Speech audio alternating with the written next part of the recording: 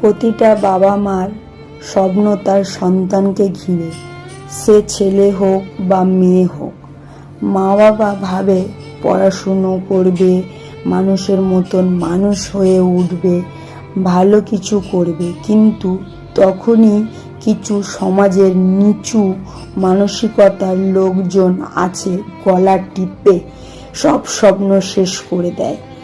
এমনই হয়েছে আমাদের ডক্টর মৌমিতার সঙ্গে। খুব কষ্ট করে আমি ডাক্তার হয়েছিলাম। বাবা মার একমাত্র মেয়ে ছিলাম আমি। কখনো ভাবতে পারিনি আমার সঙ্গে এরকম কিছু হবে বলে।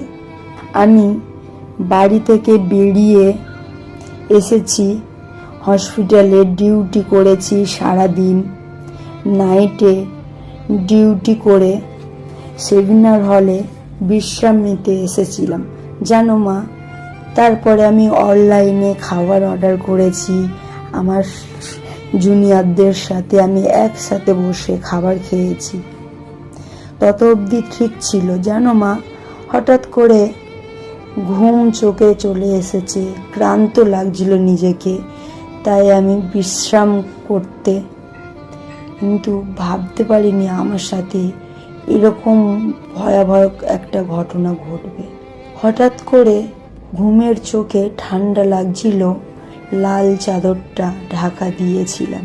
কিছু হিংস্র মানুষ এসে আমার সাথে খেলতে লাগলো, খুব কষ্ট দিতে লাগলো। আমার হাত পা বেঁধে আমার ওপরে জোর করতে লাগলো। আমি অসহ্য যন্ত্রণায় কষ্টে আমি সবাইকে বাঁচাও বাঁচাও বাঁচাও করে ডাকছি। আমার আওয়াজ কেউ শুনতে পাচ্ছিল না। জানো মা, আমার ভীষণ কষ্ট হয়েছে। এত কষ্ট হচ্ছিল, তবুও আমি সবাইকে ডাকছিলাম, আমার আওয়াজ কারোর কানেই পৌঁছাচ্ছিল না। তারপরে আমাকে ওরা এই অবস্থায় ফেলে রেখে চলে গেল। জানো মা, যারা আমার সাথে এই অন্যায়টা করেছে, তুমি তাদের কাউকে ছাড়বে না, সবাইকে শাস্তি দিতে বলবে বাবাকে। ঠিক আছে মা, আমার খুব কষ্ট হচ্ছে, খুব যন্ত্রণা হচ্ছে। আমাকে দেখো, ওরা কিরকম ভাবে হিংস্র পশুর মতন ছিঁড়ে দিয়েছে সারা শরীর, রক্তে সারা গা লাল হয়ে গেছে।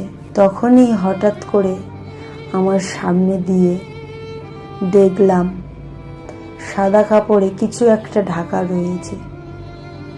তখন আমি মাকে জিজ্ঞাসা করলাম, মা ওটা কি? তখনই মুখ থেকে সেই সাদা কাপড়টা হাওয়াতে খুলে গেল। তখন অবাক হয়ে দেখছিলাম আমি, গা ভর্তি রক্ত, চারিদিকে ক্ষত বিক্ষত চিহ্ন, বিভৎস লাগছে আমাকে দেখতে। আমি দেখে হাউ হাউ করে কাঁদতে লাগলাম। এই সমাজে আমাকে বাঁচতে দিল না, এই সমাজ আমাকে শেষ করে দিল। পৃথিবীতে আর আমার থাকা হলো না, আর আমার স্বপ্ন পূরণ হলো না। বাবা, আমি ডাক্তার হতে পারলাম না। ইতি তোমার মৌমিতা।